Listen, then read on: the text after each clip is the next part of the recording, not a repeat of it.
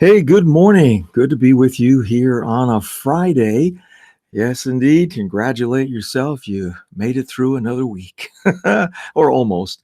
One more day to go, and then we get some weekend fun. Hopefully, now that the weather is seeming like it's starting to cooperate, and we can look forward to some warmer temperatures, and hopefully get some things done. There's always stuff that needs to be done. Isn't that amazing? I'm telling you. But it's good to be with you. Hope your day is starting out on a good note. Let's see who we have this morning. Jane and Ann and Jack and Tammy. My goodness. Good morning to you guys. Ted, good afternoon to you. Let's see, Patrice and Linda. Shalom. Good to see you guys. Thank you so much for, as always, just jumping in here and giving me somebody to talk to. Instead of just, gee, is there anybody out there? That's the one thing I like about Facebook. You can't see me. Well, I don't know. Well, as long as you can hear me, I guess that's okay. Sometimes you just have to refresh everything, and it'll correct itself. So we're in John chapter 4 and looking at the passage here where Jesus is having a conversation with a Samaritan woman. And as I've mentioned here, he he drops some amazing, deep, profound revelation in this conversation. And it's just, to me, so mind-blowing that he would do that, in this context. But he chooses where he's going to do stuff, and just let's be thankful that it got recorded, that John asked him to share what this conversation was all about. And so we're looking at the topic of worship because that's what Jesus is talking to her about. And yesterday I shared with you about how the priority of the Father is this relationship where we as true worshipers can encounter him and do encounter him the way he wants us to encounter him. How about that? I think many of us who have been raised in the church have been taught certain things about what worship looks like and what we should do and shouldn't do, etc. Well, many years ago, I began to ponder the question, well, how do you want us to encounter you? What is your preferred mode of encounter? Because really, it's his thing, right? He's the one that initiated this relationship. So I think it would be a wise thing for us to find out what matters to him and how he wants this thing to look, right? And in the process of that quest, I discovered so many things about what was added and what people, believe and think and teach and practice concerning worship and prayer and the way we've been told to relate to God. And none of it is really stuff that he initiated. So that's a whole nother topic. Today we want to move on and really talk a little bit more about the basis of this worship relationship that we have with him. Because, as we think about this, right, Jesus said we have to worship in spirit and in truth.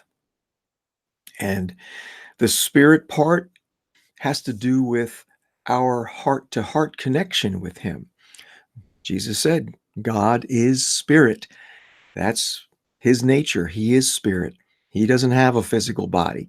Jesus does, okay, but not us. I'd rather not him. We do. But in us, of course, is a spirit man. We are a tripartite being. Ooh, here's a deep theological phrase, but we are spirit, soul, and body. And our spirit man is that part of us in which Jesus dwells by the Holy Spirit. And so it is there that we have our connection to God the Father. And so we have to do that. We have to worship him in that kind of heart to heart fashion. In other words, if we're simply going through the motions and not really engaging in Him, focusing on Him and receiving from Him, we're not really worshiping. Okay.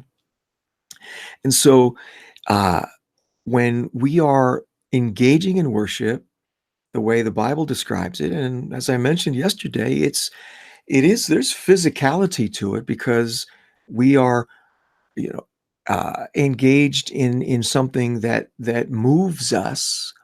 You can worship the Lord silently and quietly, sitting there. Absolutely. But there also has to be a full engagement of who we are because otherwise, you're missing something. It's too easy for it to become an intellectual kind of a thing instead of a full-throated heart-to-heart connection. It's almost hard to put this into words because you have to experience it to really understand it.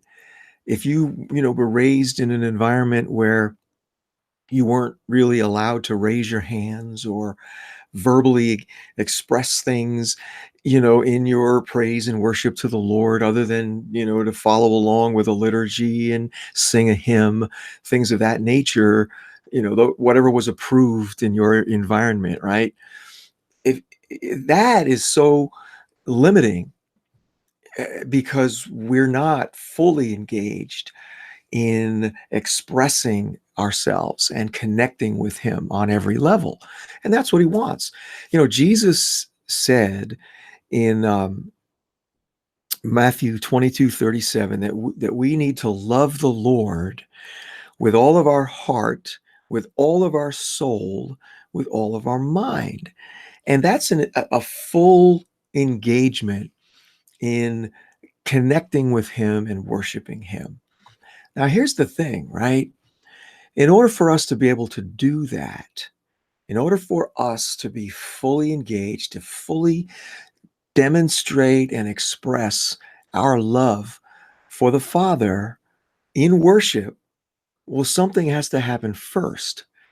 The Bible teaches that we love Him because He first loved us, right? That's First John 4:19. We love Him because He first loved us. So He initiates everything. Are you getting the picture here? This Christian life that we live, it's all about Him. It's all about what He does, how He initiates the relationship through His grace, right? He even gives us the faith that we need to be able to trust Him and believe what He says. And here, we can't even love God the way He wants to be loved unless He first loves us, right? Unless we first have an encounter with His love and experience His love, we don't know what love is really like. Human love, okay, it's real, it's there, but it's a pale example. It pales in comparison to His love. And so we need to experience that. We need to encounter Him in His love. And that's the good news. See, because if I feel like I am not experiencing that level of His love, I just have to ask. Say, Lord, I just need to experience more of your love. And that's completely legal. Paul in his prayer in Ephesians 3, he prays that we would know the length and the breadth and the height and the depth of that love, and to know it experientially, not just intellectually, but to experience it, even though it surpasses our human comprehension. This is all in that prayer in Ephesians 3. But he says that is what positions us to be filled up with all the fullness of God. You see, it's in that encounter of His love that we experience all that He is and that all that He wants to be for us. So that's got to be our go-to. That's got to be our default approach. Lord, I want to worship You with everything that's in me. And so help me by giving me an encounter with your love. The thing about this is, right, is that he has to give us revelation about himself before we can adequately worship him. And that's a revelation that I don't know that a lot of people understand. I've studied this, as a worship leader. I started doing Christian music almost from the beginning of my walk with the Lord. I mean, I was, forced to take piano lessons as a boy, right? Some of you may know what that feels like. I don't want to take piano lessons. But you're made to do that. But thank God, because it gave me a love for music. And when I transitioned to playing guitar and then other instruments and whatnot, after I got saved, I just naturally started singing, and writing songs and playing and all this different things. So I have a long history of music and worship in my life. But you know what? It wasn't until I understood that I needed revelation. Paul writes this in the prayer in Ephesians 1. He says, he prays that the God of our Lord Jesus Christ, the Father of glory, would give us a spirit of wisdom and of revelation in the knowledge of him. And that's what we all need. Every revelation that we receive, every encounter that we get of who he is, expands our ability to release that back to him in worship. You know, I I can't fully worship him as my provider until I have a revelation of him as my provider and I experience that for myself. Then, oh Lord, you are awesome. Thank you. I worship you. You are my constant provider. You are Jehovah Jireh. Now we can do that by faith. You can, you know, say things and worship him about areas that you haven't fully experienced yet. You can do that. But even there, you still need to have a revelation of him as that you're entering into by faith. Okay. So we're beginning to understand what Jesus was talking about when he said, you have to worship in spirit and in truth. My my heart-to-heart connection with him is constant. It's forever. And it is for yours as well. It never goes away. So even if he feels like he's a million miles away, well, I can say truthfully that feeling is a lie because he's not. He is I can't get any closer to God than I am right now, and it's the same for you. He's in me, I'm in Christ, and we're all seated in him in heavenly places at the right hand of the Father. You can't get closer to God than where you are right now. So whatever your feelings or experience may be to the contrary, it doesn't change the truth, the reality of what he's done for us, right? So that's the foundation.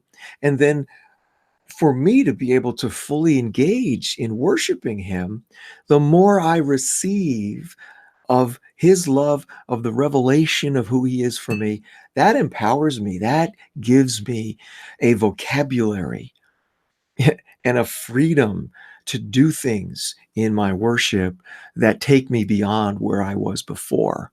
Okay. And so we have to have a revelation. We have to start with this physical and mental posture of just coming before him in awe and then receiving revelation, which allows us to receive even more from him. It's like an endless cycle. Okay. And so um, we we have to recognize that this is the foundation for the true worship that the Father is after. And again, I hesitate to get too deeply into this because it's I'm really skewering some sacred cows. But if you want to understand what Jesus is talking about here when he says we need to worship in spirit and in truth, then you also have to begin to understand, well, what is the opposite of that? Okay. because unfortunately, there have been many substitutes and counterfeits that got developed and put into the church that were meant to be, I don't know. It's so hard to figure this out because the enemy doesn't want us to connect with the Lord the way he wants us to be connecting with him. That's obvious. Because now think about this, right? Who was the devil before he became the devil? He was Lucifer. And, the Bible seems to indicate that he was like the worship leader of heaven. It describes him as having instruments built into himself. And so you get this idea that he was like the one that led all of the heavenly choir in praise and worship of the Lord. So he knows the power of worship. And so it's not surprising from that standpoint how he has worked to blunt or divert or pervert worship so that it doesn't do what it's supposed to do. It's not that awesome heart-to-heart encounter that the Father desires for it to be. So uh, when Jesus is talking about this with this Samaritan woman, he says something very, very interesting. He says to her, you Samaritans worship what you do not know. They were worshiping God, but they didn't know him. They didn't know enough about him to be able to worship him accurately. So because of that, they had these aberrant beliefs and ideas about God and what he was like. And their worship of him, therefore, was incomplete, was distorted. It was not true worship. Because think of it this way: if you have a picture of God as this harsh judge who is always angry and always disappointed because you never measure up, that is going to seriously affect how you worship him, even whether you will worship him. Okay. But when you do, all kinds of crazy things are going to start to happen in how you worship the Lord, because now you're trying to gain his approval. You're not connecting to him as a much loved son or daughter. You're doing things in worship to try to gain his love, to try to gain his approval, right? So, um, as a result, this religious kind of approach borders on and maybe actually becomes superstition, where I have to do things a certain way. I have to have X, Y, and Z, in place in my worship service. Otherwise, forget about it. God won't accept it. He just won't. And that's not a good thing. So people many times will slavishly follow these rituals and routines in their worship because they're so afraid if they don't, that their worship, they themselves, will not be accepted by God. What a shame. But that's one of the issues that we have to be aware of, that why are we doing these things? Are we doing them because it's a heartfelt expression of my love and worship for the Lord? Or is it simply because I've been told I must? That someone put in place a ritual or a thing that you better follow this, otherwise it's amazing. um and so there's an example of this, I think, in Acts chapter 17, where Paul is addressing people in Greece, and he stands there and says, hey, I found this altar, where it says that you worship the unknown God. Well, there you go. They knew that there was this God out there that they didn't know, and they were doing all these kinds of rituals and prayers and whatnot in hopes that he would be satisfied with them. And that's an example of that kind of an approach where you're not hearing from him. You don't know what he's after, so you engage in all these kinds of superstitious activities. um, Again, I mentioned to you the other day that there's this excellent book called Pagan Christianity that actually chronicles all the history of the church and explains why we have so many of these religious rituals and things that are in place in your typical church service. Why do we meet on Sunday morning? Why is there a dress code? Why is silence so revered in many places, right? Why is there this liturgy and order of service that gets followed every single time? Why are the chairs and the pews in that order, arranged that way? Why is there a platform? There's so much. And so we have to begin to understand that there's this competition out there that wants to divert our attention from the pure heart to heart worship that's based on revelation, that's based on the Lord showing us something about himself, loving us first so that we can love him. See, this is where we've got to start if we're going to experience the kind of worship that the Lord wants. Okay. This is what he says. I want this. Okay. Pay attention. I want this. And so anything that's outside of that we're engaging in, that doesn't flow out of a revelation that he's showing me of something he wants me to do to demonstrate my love and my worship to him, not because it's going to gain me brownie points with him, but no, it's just that I would love you, my child, to worship me like this. Really? Okay. And, maybe he says, just lift your hands in my presence, child. And that position of surrender becomes a prophetic act where now he can touch us in a deeper way and give us something that we never had before, perhaps, of our experience of him.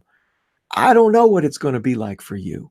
All I know is that Jesus here is teaching us that this is what matters to the heart of the Father, that our worship comes out of that heart to heart connection, and that whatever we do is based on, motivated by, springs from some revelation of himself that he gives us, and a sense from him of what he would like us to do to worship him at that moment in time. I'm telling you, if you tap into this, if you begin to tap into this, it's going to absolutely revolutionize your experience of worship with the Lord. It really truly will. And don't worry that you feel like, well, I don't know that I'm really getting anything. Just relax. Listen, if all you do to start this is to sit there quietly in his presence and say, Lord, I just want an encounter with you and your love. I just want to experience more of you. That is a great starting point. Okay. And from that, you become more and more aware and more comfortable with this kind of an experience of his presence. I'm going to tell you, that is the thing that he wants more than any other kind of religious expression of praise and worship. Let's start there, and let's let him lead us into the kind of worship expression that he really wants. Does that sound like a good plan? It truly is. That's what Jesus is teaching us here. That's what he did. And so we get to do that as well. Whew, awesome stuff. My goodness. Let's say good morning to the rest of you all, awesome breakfast clubbers. My goodness. Yes. Where did I leave off here? Let's see. Larry, good morning. Donna, Patrick, good to see you guys. Hey, Cindy, how are you? You guys can't see me. I don't know what's going on with Facebook today. Aloha, Kathy, good to see you as well. Paul and yeah, the endless cycle of worship. Hey, Connie, good morning. Let's see. Oh, now the sound is going out. Yeah. Hey, Dave, how are you? It's been a while. Karen, good morning. Let's see. I think I got you all. There's Patty. Good morning. Hope I didn't miss any of you. It's sometimes not always easy to see who's there and who's not. But thank you again for hanging out with me. As always, those of you that share this with your friends, thank you so much. And if you'd like to reach out, I'd love to hear from you either by email or Facebook message. Let's chat if there are things that maybe I can help you with. Have an awesome day and have an awesome weekend. Wow. Hope you've got some good things in store, and I look forward to being back with you on Monday. So till then, you be blessed because you are, and go bless somebody. All right. See you soon.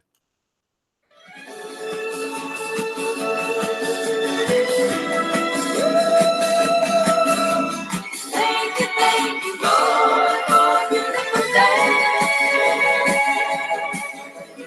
Thank you, Lord, for a beautiful